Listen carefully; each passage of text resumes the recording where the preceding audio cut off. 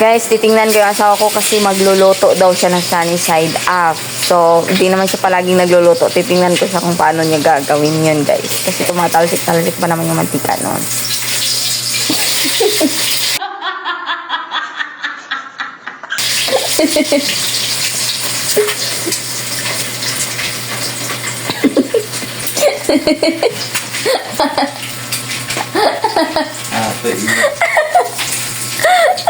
Bakit tumatalon-talon ka sa mantika?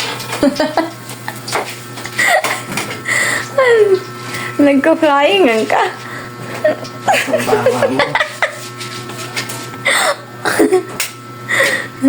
Very good ano oy. Magluto eh. Oh, lipad.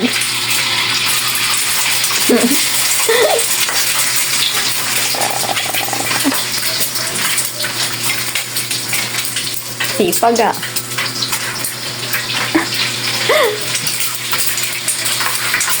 Dapat nag-helmet ka. Dapat nag-helmet ka para di ka matawan sa mantika. Pwede mo.